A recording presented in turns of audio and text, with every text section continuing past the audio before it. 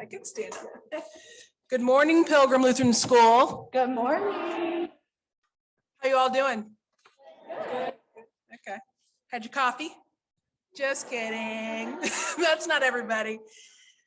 My name is Pastor Tiana Coleman, or Harper and Grayson's mom. Does everybody know at least Harper? Grayson doesn't go to school here. All right. Yeah. Cool. Cool.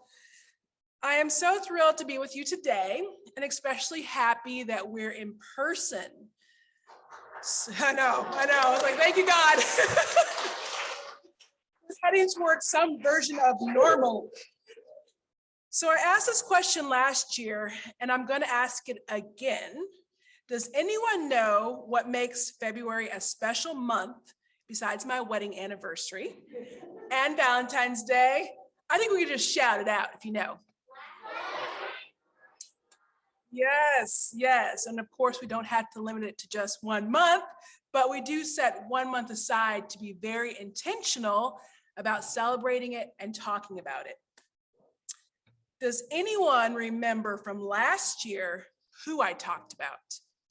Were you all paying attention online? I just want to know. I want to know, not Pastor.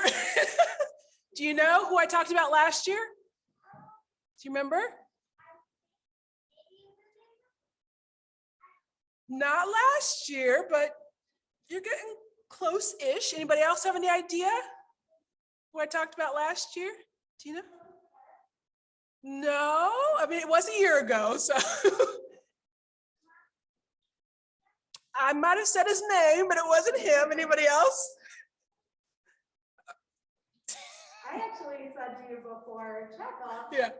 Last year you talked about Fannie Lou Hamer, and I did. had to look her up because I didn't know who she was. Yeah, she was an amazing activist, amazing woman and mother. And guess how far her education went? Does anybody have any idea? You want to take a guess? Yeah, go ahead. To what? Not that far. Got a guess back there? Not that far. A little bit younger, quite a bit younger. You over there. Okay, I'm going to tell you. 6th grade. Who's in 6th grade here? So imagine you are done with school, like this is it, folks. You finish that grade, and then you go out and you start working in the field. That is what her life was like. It was like they couldn't afford for her to keep going to school. They needed her to help with the family. She was done at 6th grade. Isn't that amazing? So that's not who we're talking about today, though. Just wanted to see if y'all were paying attention last year when we were online. But I want to focus on the children of the civil rights movement, okay? Because the children played a very important role. But first of all, some people may not even know exactly what the civil rights movement is. So I want to give you a quick little definition just to help you out. The civil rights movement was a political movement and campaign from 1954 to 1968 in the US to get rid of racism and segregation and discrimination. So there's a lot of big words: racism, segregation, discrimination. What does that mean? Basically, it was a movement to make sure that no matter the color of your skin, you were treated fairly.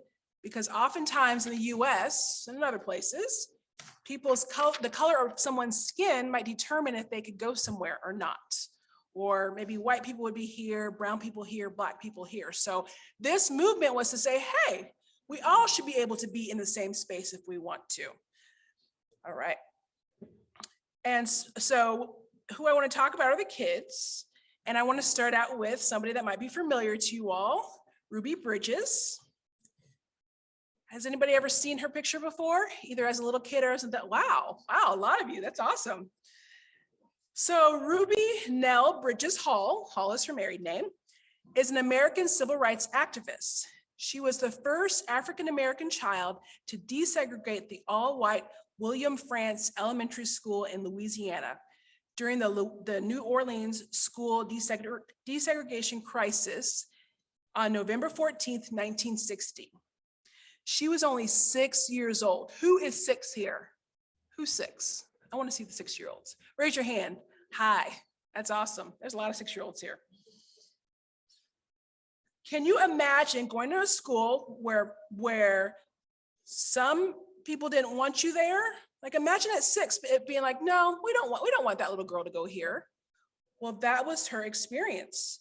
But she was so brave that she went to school anyway. She walked into the school. She was the only brown little kid that went to school there. And she was able to stay there. It took some time. It was very difficult. But to this day, she's a person that wants all kids to be able to go to whatever school is in their neighborhood, if it's brown, if it's mostly brown kids, white kids, black kids. And she was a kid that at the age of 6 was an activist and continues to be at the age of 67. Isn't that amazing? All right, the next picture is of the Little Rock 9. Do we have that one? So these are all teenagers. They're not teenagers now, they're in their 60s now. All these teenagers, they were a group of 9 African-American students enrolled in Little Rock Central High School in 1957. So way before most of us, I think maybe all of us were, well, maybe not all of us were born, but a lot of us were born.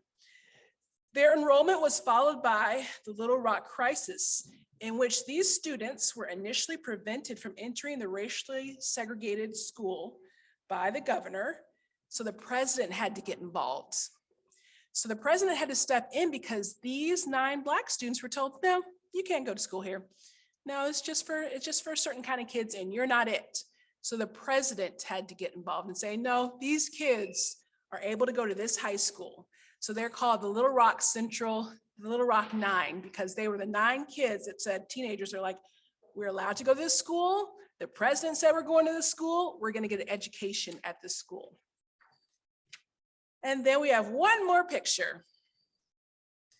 So this is me, my friend, Pastor Julie, and in the middle is Minister Jean, who I love. She's amazing. Minister Jean was a teenager during the Civil Rights Movement. Like many students, if they were in school and they heard about a rally or protest, then these kids would leave to go join that rally or protest. So that's a really good reason to leave school. Recently, I heard about a protest over chocolate milk. That is not the same. You should not leave school because you can't have chocolate milk. But when she was a teenager and these different bad things were happening, the teenagers were like, this isn't okay. It's not okay that these kids are told that because of the color of their skin or the color of my skin that I can't go to school. So they would hear about these different protests and rallies, and even the teachers were like, okay, go ahead and go join them, because they knew it was so important for them to fight for what mattered. Does that make sense? Okay. Even though they were just kids, oftentimes they were treated just as badly as the adults, and not just Black adults they want to change. And it wasn't just Black adults and Black kids. There's a lot of people that want to change at this time. So sometimes, I know Minister Jean has, different scars from things happening to her that she, some bad things. So she carries that on her body, but in her spirit, she carries the joy of really fighting, for her people. And she is an amazing woman. So I went on a trip down south with some other pastors just to talk with her and see different sites and see different schools and different places where a lot of history happened. And she just talked to us and she fed us really good soul food. So it was a wonderful, wonderful trip. And sometimes with all this change, with all that's going on, we can be a part of this change, right? If we see something that's done wrong, if we have one coat, if we have 2 coats, what can we do? If we see somebody without a coat, what can we do? If you have 2 coats, you in the middle-ish, you can give them a coat. What's your thought, Xander?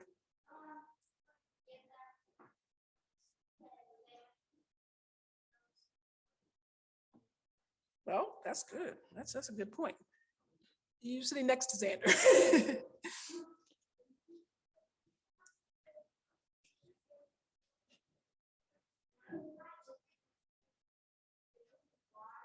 That's great.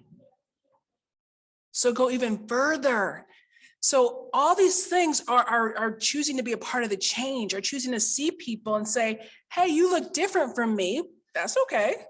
I can be a friend to you. I can make space for you. What if somebody's sitting on the floor and you're sitting at the table? What's something you could do then? Okay, I see a lot of hands. How about you in the green on second row? You can give them a chair. Some other thoughts. You in the peachish color.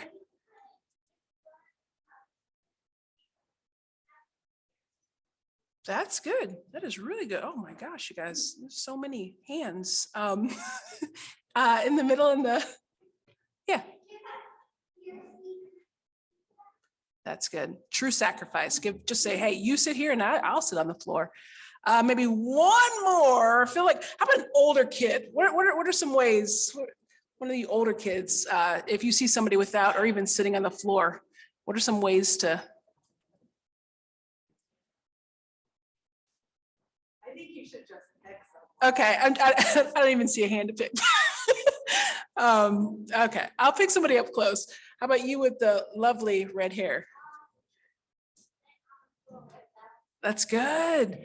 Yes, I love all these suggestions because these are things we all can do. It may not be that you go out to a protest. It may not be that you go to a rally. It may not be that, I don't know, that you do something major, but giving someone your coat, giving someone a seat at the table, this is all a part of the change that we want to see and all part of including people. And that's really all these kids that I talked about, they just wanted to be a part of things. They just wanted to be included in education and being in those spaces. So lastly, there's a verse that I've heard since I was a little kid, and it's a good one. And I think it really applies here.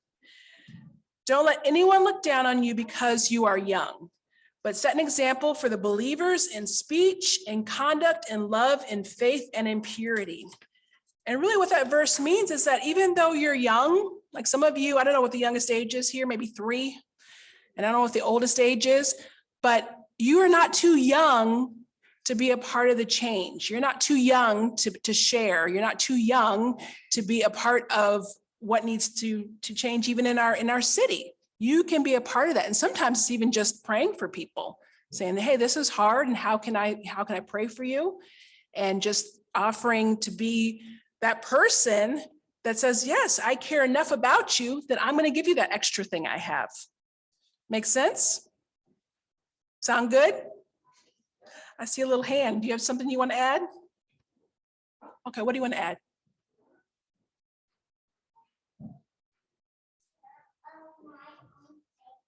Okay, I love that. Thank you. That's a good word to end on. Thank you all for listening, and please be a part of the change with whatever way you can, and being kind to those around you and including them. Thank you. Thank you so much.